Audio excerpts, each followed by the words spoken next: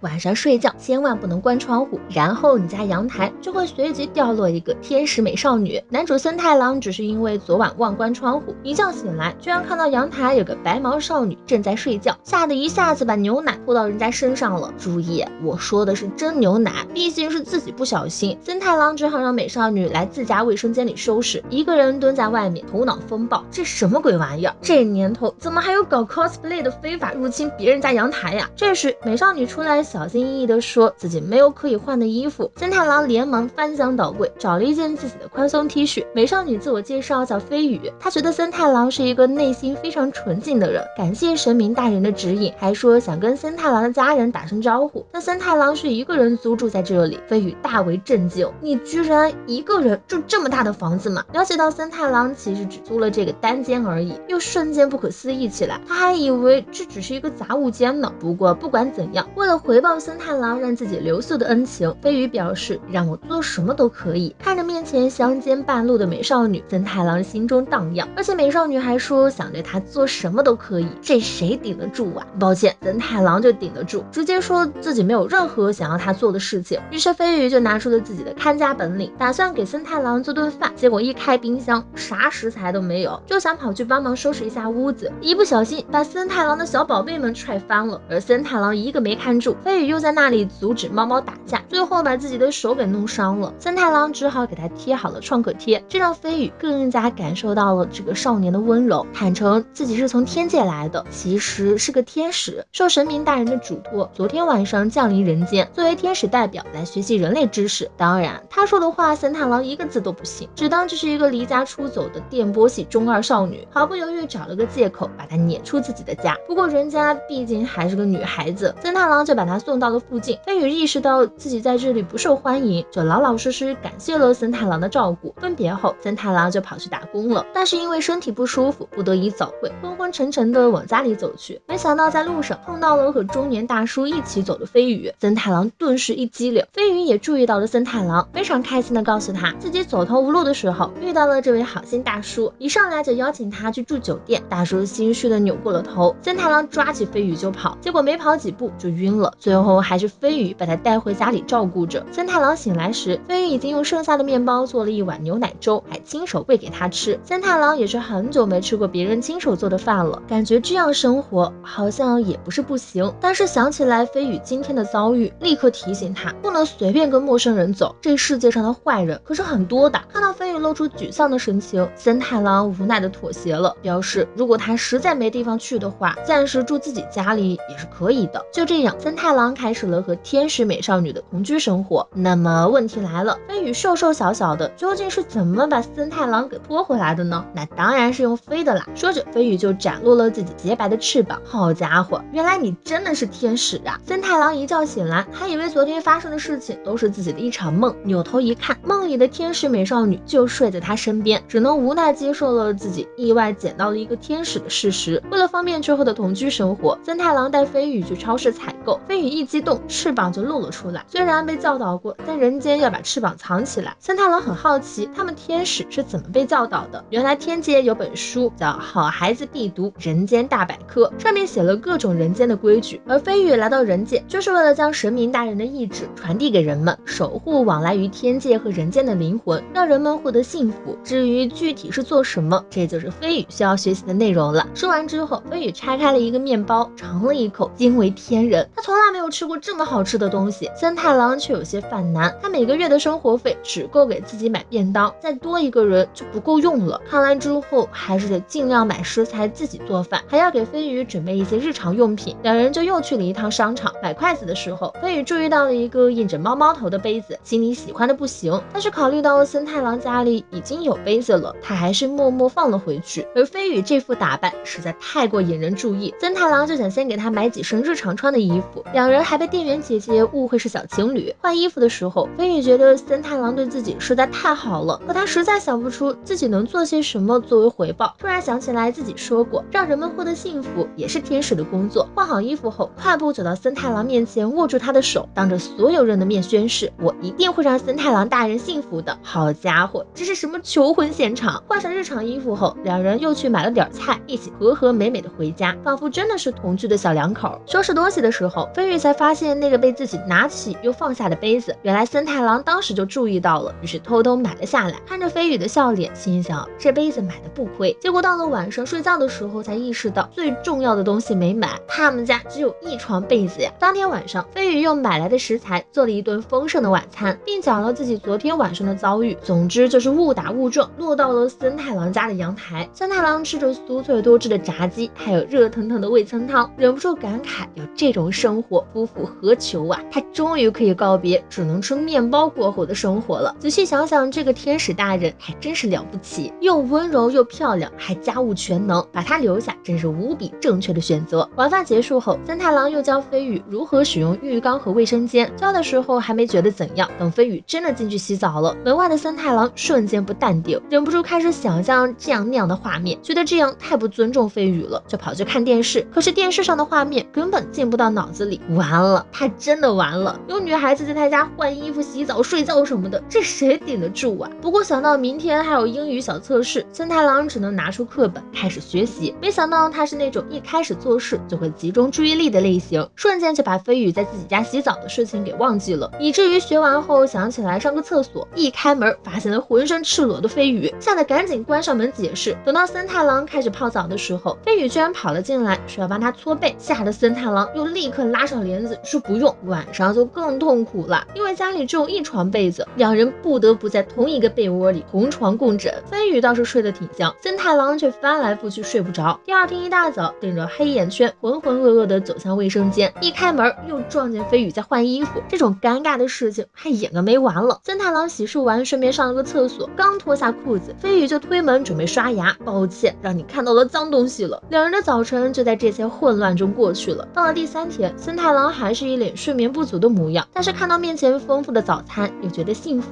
吃饱喝足后，他就准备上学去了。飞宇也是这才知道，森太郎还是个高1学生，本来想跟他一起去学校的，可森太郎说什么也不同意。这么一个美少女跟在他身边，肯定会引起轩然大波的。他让飞宇留在家里做些自己想做的事情，飞宇只能乖乖留了下来。走在去学校的路上，森太郎才感觉自己今天好像吃得太撑了，结果损友还猝不及防一巴掌拍在了他背上，害得他差点吐出来。紧接着另一个女同学也走了过来，关切地问他要不要紧。这两人分别叫修一和小愁，小愁一看就是对森太郎有好感的，但其实他跟修一才是青梅竹马。3个人就一边聊一边往学校走去，而留在家里的飞宇等森太郎一离开就开始无聊了，干脆把森太郎的单身小公寓做了个大扫除。可此时才刚过11点，明明分别才3个小时，飞宇就已经非常想念森太郎了。突然想起来森太郎早上走的时候好像没带饭，他走之前说傍晚才会回来，那中午要怎么办呢？飞宇忍不住脑补了森太郎饿晕在地上的场景，饿肚子的森太郎怎么可能幸福，立刻冲进厨房开始做便当。此时森太郎他们也到了午饭时间，修一和小愁都有各自的便当，只有森太郎拿着一盒蔬菜汁，他解释是因为早上吃的太多，现在没胃口，而且要是饿的话等会儿会去买面包。小愁就担心森太郎每天都这样会营养不足，主动提出自己可以帮他做便当，反正做1份是做2份也是做，对森太郎的好感已经不加掩饰了。偏偏旁边的修一很没有眼色，非得让小愁顺便给他也做1份，反正做2份是做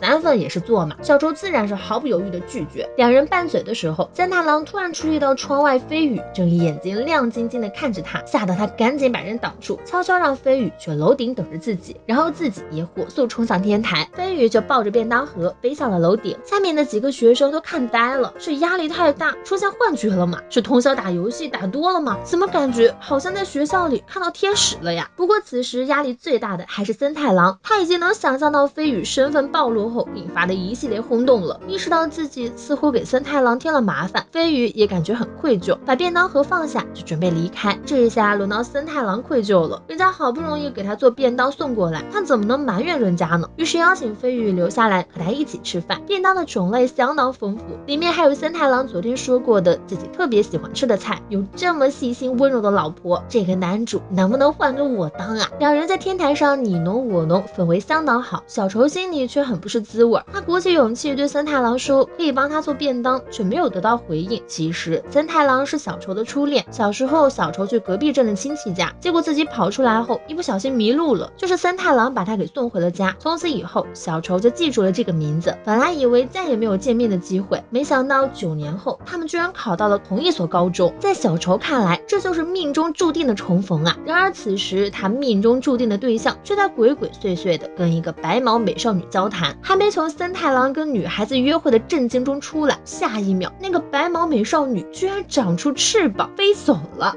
天使美少女上门给我洗胖子。自从把飞鱼捡回家之后，森太郎的生活过得那叫一个滋润，洗衣服做饭这种事情就不多说了，居然连胖子都给包办了。森太郎拿起来一看，上面还多了只小熊。飞鱼解释，因为看到胖子破了个洞，自己就顺手给缝上了。这一下森太郎更加羞耻，从那天之后每次都是在浴室洗完澡后直接就把胖子洗了。另一边，小丑一直在惦记着那天看到的场景，怎么会有人类长着翅膀还会飞呢？而且那个女孩还跟森太郎很亲密的样子，该不会是自己的情敌吧？于是为了尽快攻略森太郎，小丑打算第二天再问问森太郎需不需要自己帮忙做便当。结果森太郎带了飞宇专门为他准备的便当，还说会做好晚饭等他回来。但是森太郎想起来自己今天还要打工，到家估计都9点多了。不过如果回来后能吃到飞宇做的晚饭，他一定会很幸福。说这话只是糊弄飞宇，不想让他再找到自己打工的地方。到了中午，修一和小丑都注意到了森太郎的便当。森太郎解释是自己扶老奶奶过马路得到的回礼，结果一开盖子，上面还写着森太郎大人要加油哦，一看就不是老太太做的。小丑人都傻了，自己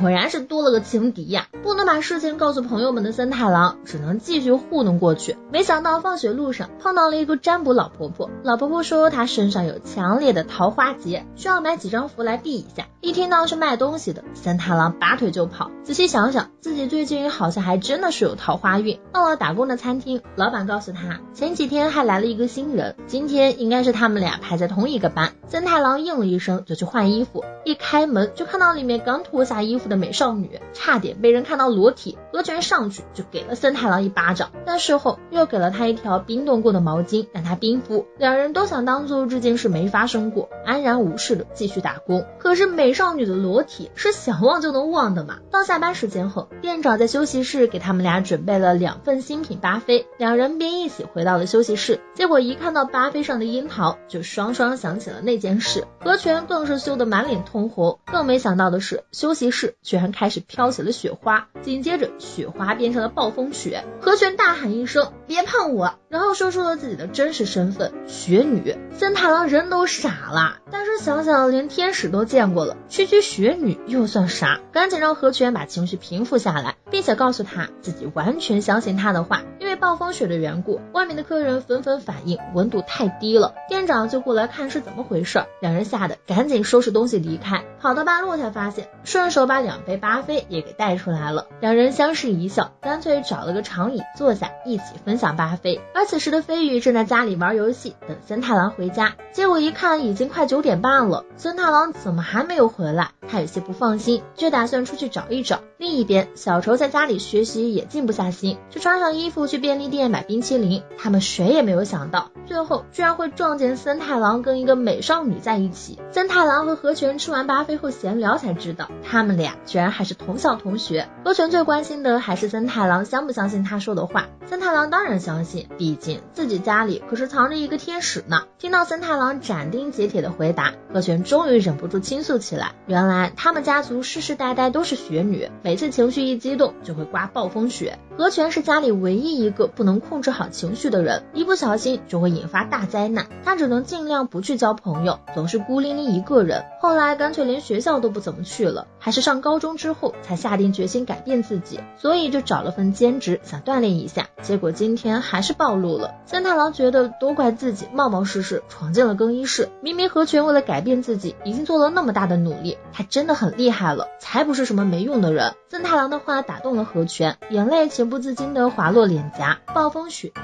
随之停止。这还是他第一次把自己的身份告诉别人，也是第一次受到这样善意的评价，这让河泉忍不住请求森太郎能不能和自己做朋友。森太郎当然没理由拒绝，两人还互相交换了名字。突然森太郎想起了一个严重的问题，雪女不是被人知道真身就会融化消失吗？好在事实并没有传说中那么夸张。就在这时，一根羽毛飘落下来，两人抬头一看，我去，天使！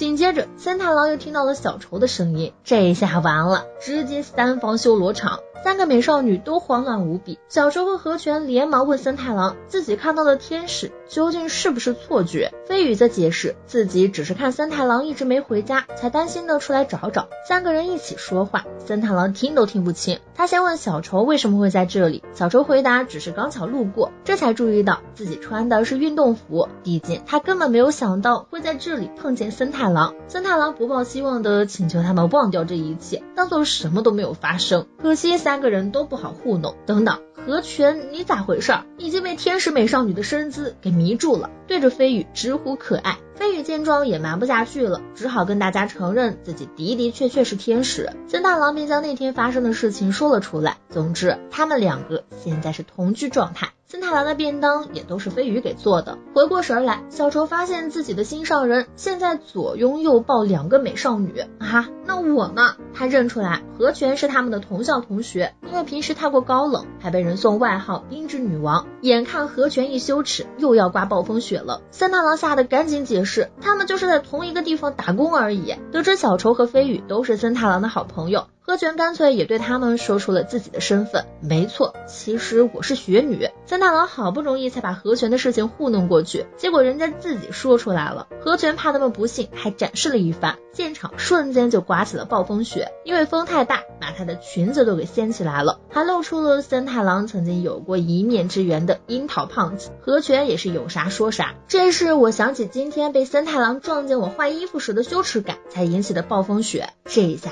森太郎是有嘴也说不清了，赶紧安抚和泉，让他先把暴风雪停下来。不是说好要对这件事保密吗？怎么就自己说出来了？和泉是觉得飞羽都把自己是天使这个秘密分享给他们了，自己要是还藏着掖着，也太不讲义气了。更何况他们两人都是森太郎的好朋友，那也就是自己的好朋友。看到他们都如此坦诚，这下小愁也不得不说出自己的秘密了。森太郎心头一紧，你也来？结果小愁说的是他小学5年级还尿床的事情。不是啊，妹子，这种事情就没必要说出来了呀。总之互相分享过秘密之后，三个美少女也不知不觉成为了好朋友。飞羽还变出翅膀给他们玩。好不容易回到家，飞羽赶紧去做饭，感觉和泉小姐和小愁小姐都是很好的人，肯定是因为森太郎也是个很好的人，所以身边的人都很好。这话说的森太郎都不好意思了。然而当天晚上他就做了个噩梦，因为自己非法藏匿天使和雪女被找上门来，甚至还从他们家搜出了吸血鬼和河童。森太郎和飞羽被迫分离，两人被扛着渐行渐远，搞得他一整晚都没有睡好。第二天只能顶着黑眼圈去了学校。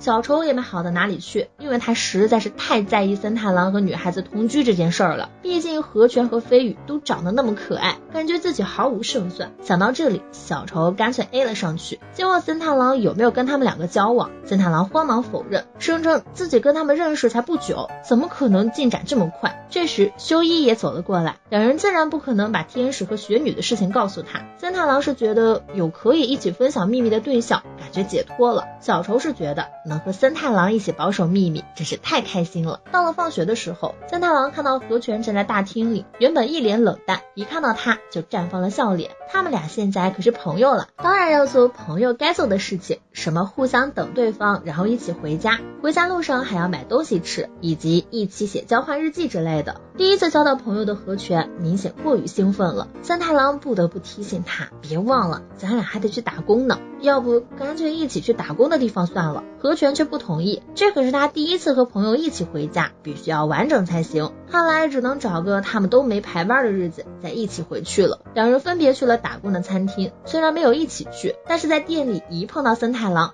和泉就会高兴地跟他打招呼。店长觉得这样影响不太好，就把森太郎叫过去，问他是不是在和和泉交往。森太郎立刻否认，可是和泉刚刚跟店长说希望下个月排班能把自己和森太郎排在一起。森太郎无奈地表示他们真的只是普通朋友而已。旁边路过的店员很惊讶，之前他也想跟和泉做朋友来着，就试着问了下他的兴趣爱好，结果何泉一脸阴沉的告诉他，最好不要和我说话，和我太近的话你会变得不幸，简直就像中二病大爆发一样。店长听森太郎这么说，也不再追究，让他去负责大厅。结果新来的客人居然是飞羽和小愁。飞羽让邻居家的猫带他来找森太郎，没想到半路猫丢下他跑了，还好小愁恰巧路过，两人就一起过来了，各自点了一杯畅饮之后，又来了新的客人，小愁就让森太郎去招待客人，飞羽交给他照顾就好。等他走后才捂住脸，在内心称赞工作服森太郎真是 very nice。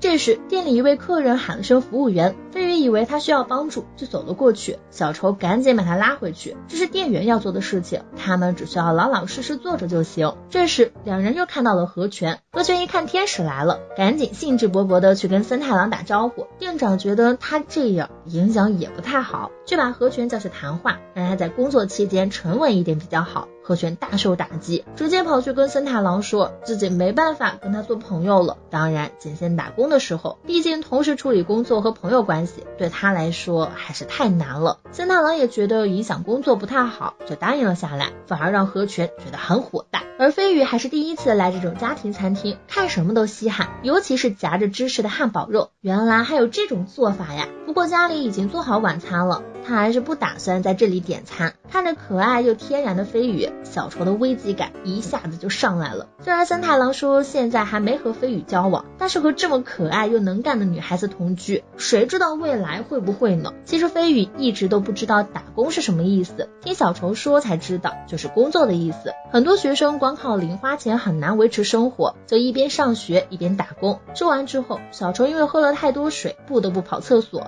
飞羽则陷入了沉思。为了能让森太郎可以尽快下班回家，干脆上手了店员的工作。森太郎出来一看，吓得赶紧把他拉走，解释自己是时薪制，就算没活干也不会提早下班的。得知飞羽是担心自己的借住给森太郎带来负担，才不得已打工的。森太郎赶紧解释自己的生活费足够用，打工只是他体验生活的一环而已，而且飞羽已经帮了他很多了。以前他只能吃便利店或者员工餐，现在天天回家都能吃上热乎饭，家里也变得干干净净，有飞羽在，他的幸福感直接提升了好几级。两人和和美美交谈的画面被店长给撞见了，原来森太郎还深陷三角关系，真是青春呐。结果突然听见何泉的声音，要求下个月的排班把他和森太郎错开。咋回事啊，森太郎怎么这就被甩了？和天使同居究竟是怎样一种体验？对于森太郎来说，就是米饭从吃盒饭的变成了吃电饭煲的。不过他们家厨房位置不太够，只能把电饭煲放在了电视旁边。飞羽倒是觉得这样挺好的，还方便吃饭的时候盛米饭。说到这里，森太郎突然好奇起来，飞羽在天界的时候一般都吃啥？飞羽就告诉他，天界院子里的树会自动结果，打开之后里面就是热腾腾的饭食。好家伙，长盒饭的树能不能给我也来一颗？不知不觉森太郎的一碗饭就吃完了，盛饭的时候忍不住感慨，果然在我们家电饭煲放这里比较好。最近小愁有点烦恼，按理说有了共同的秘密之后，他跟森太郎的关系是会进一步提升，可是森太郎每次找他聊的全是关于飞羽的事情，比如森太郎想跟飞羽一起出去玩，需不需要给他买张 IC 卡啥的，小愁就建议可以一开始先用车票，这样能让飞羽记住使用方法。森太郎觉得小愁可太聪明了，小愁也觉得森太郎可太离谱了。当初他们三个人一起做值日的时候，小愁和修一才得知森太郎是一个人借住在阿姨家闲置的单身公寓，他的父母都被调去海外工作了。为了说服父母让自己独居，森太郎费了好大劲儿，选这所学校也是因为离得近。当时小愁就激动了，这么看来他跟森太郎的重逢完全就是命运啊。不过修一提醒森太郎还是别把家里的事情往外说，万一有奇怪的人跟踪他咋办？森太郎自己当然也知道，但他觉得告诉修一和小愁两个人也没关系，瞬间就击中了两个好朋友的好球区，这一下谁能不心动？从那时起，小愁就知道森太郎不是个普通人，可他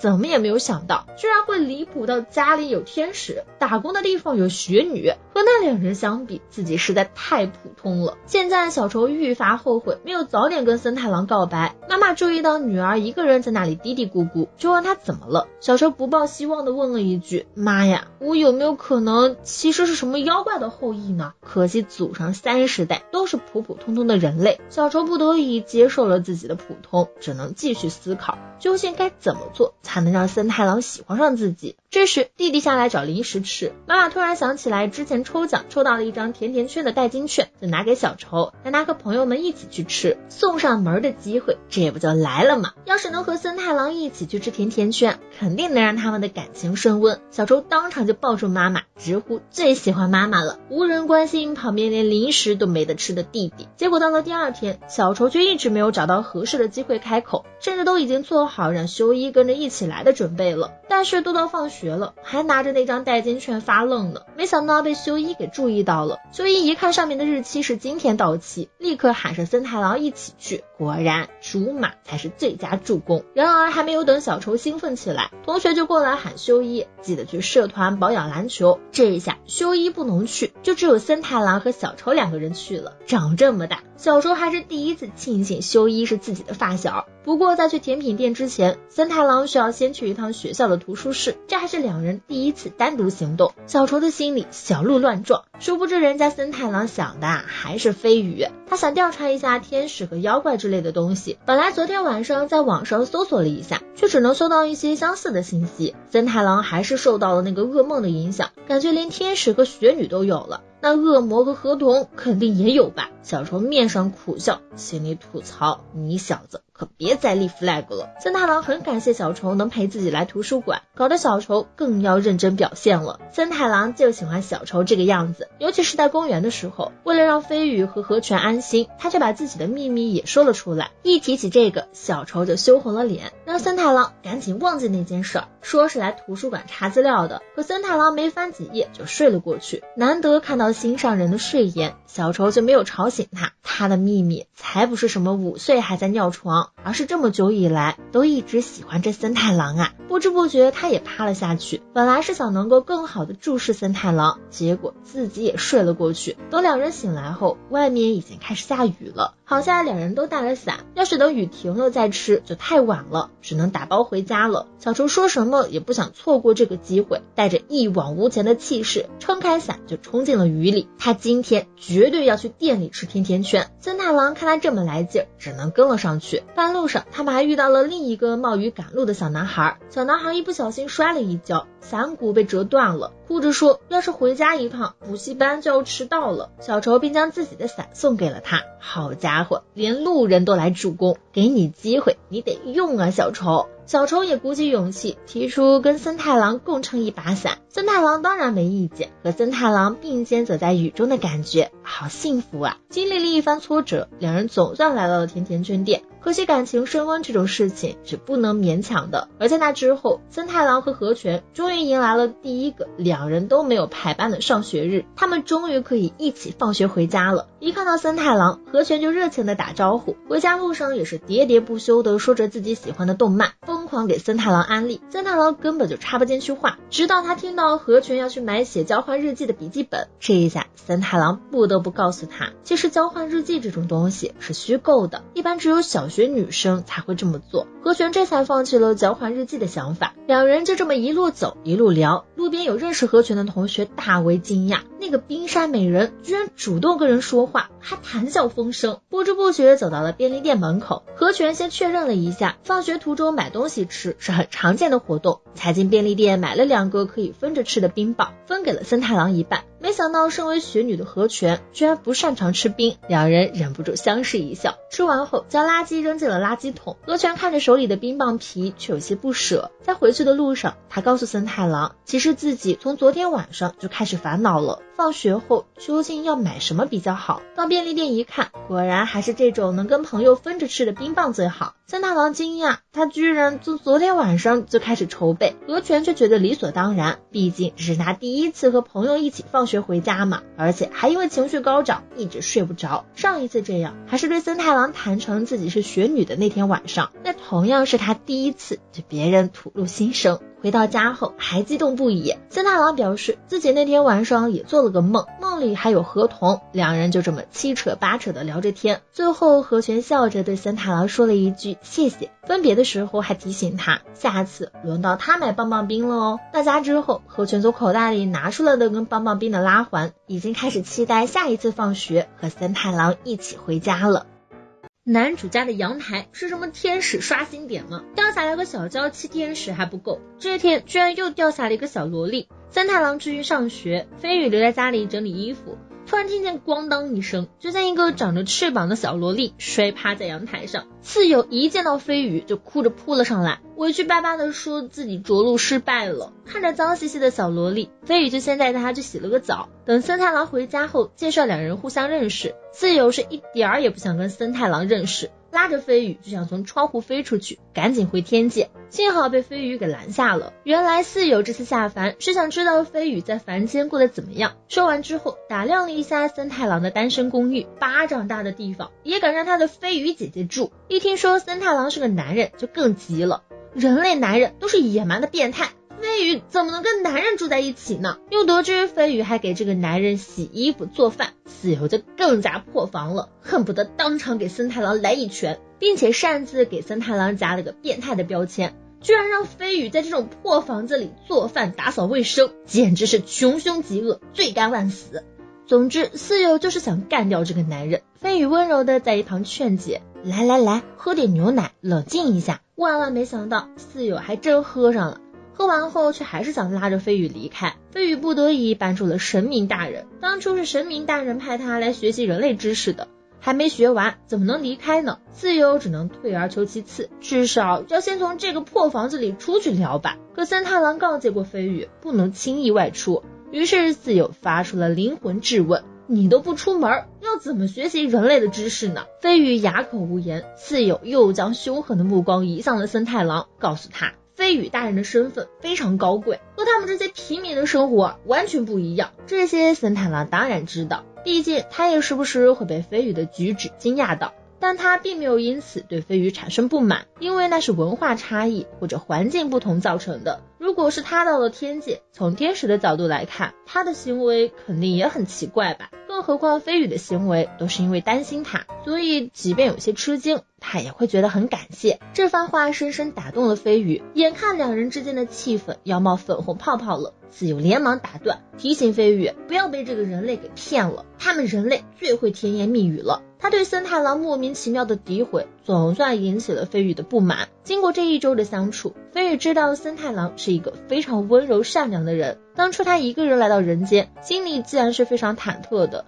然而遇到森太郎之后，他所感受到的善意抚平了这种不安，飞羽不再是孤身一人。为了报答这样的好意，他才想让一个人生活的森太郎变得幸福，为此他必须留在这里。飞羽压根不知道自己这番话对森太郎的杀伤力有多大，他哪里听到过女孩子对他说这样的话，顶不住了，真的顶不住了。可是四友破防了，哭着骂飞羽是个笨蛋，然后气冲冲的跑了出去。等森太郎和飞羽追出去后，人已经不见了。森太郎思考了一下，感觉天使应该会更喜欢高处，两人就直接上到了顶楼。那里有个租赁菜园，在电梯里，飞羽带四友向森太郎道歉。森太郎自然不会把小孩子的话放在心上，而且那孩子只是太喜欢飞羽而已。两人上去一看，四友果然坐在那里生闷气，飞羽就上前给了小萝莉一个抱抱。这一幕看得森太郎尸体暖暖的，结果定睛一看，四友正朝他露出嘲讽的笑容。这时小萝莉胸前的灯突然闪了起来，原来是要被强制遣返了。四友再一次向飞羽争取，希望他能跟自己一起回去。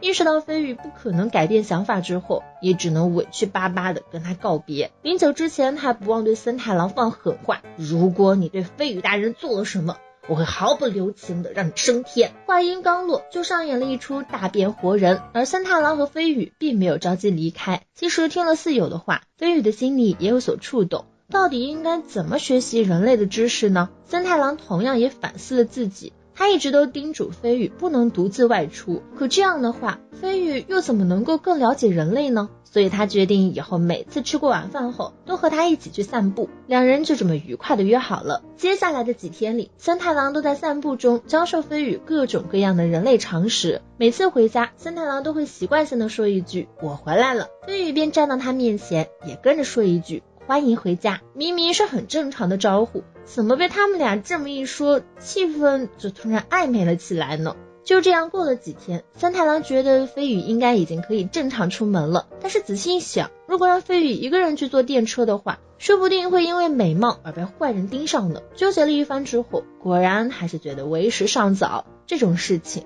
下次再说吧。刚好电视上正在宣传一家水果三明治专卖店，看上去就很好吃，离他们家也不是很远，坐一趟电车就能到。飞羽却大为震惊，这家店竟然是真实存在的吗？之前森太郎告诉过他，电视剧都是演出来的，他一直都以为电视上的东西全是假的，现在告诉他这么漂亮的东西是真实存在的，飞羽就忍不住露出了期待的神情。看他这副模样，森太郎也忍不住满足他的期待。一到周末，两人就出发前往三明治专卖店了。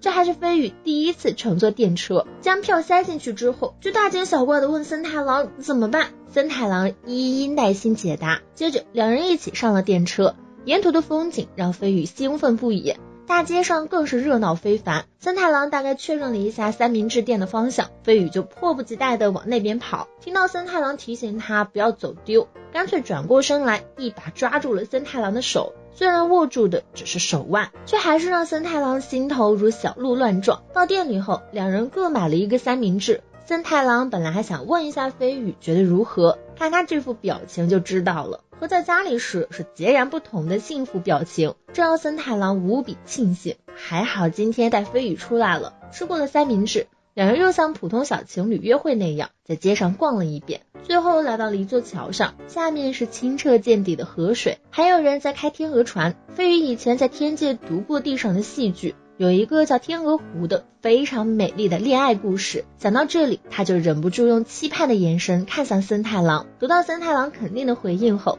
立马露出了心满意足的笑容。顶不住，森太郎根本顶不住，当场掏钱带飞羽去开船，而开船需要双脚蹬自行车，飞羽穿的又是裙子，蹬的时候裙摆很容易就飘了起来。森太郎吓得连忙阻止，让他蹬慢点。两人就这样晃晃悠悠的在船上看风景，还被岸上的老夫妻误认为是小情侣。这一下轮到森太郎不淡定了，全力加速远离尴尬。而且被老夫妻这么一提醒，他才恍然意识到，这可不就是正儿八经的约会吗？所以在飞羽拉着他想去吃糯米团子的时候，他下意识抽出了手，还提醒飞羽，牵手这种事情是要和关系亲密的人一起做的。此话一出，两人双双脸红，偏偏有个不长眼的社畜忙着接电话不看路，直接撞倒了飞羽还不道歉。飞羽却非常大度地原谅了对方，可森太郎很不满，他觉得人类是真的很任性，所有人都以自我为中心，就连他也是一样的。飞羽却温柔地安慰他，如果不能珍惜自己，又何谈珍惜别人呢？在这一刻，森太郎深深意识到遇见了飞羽的自己究竟有多么幸运。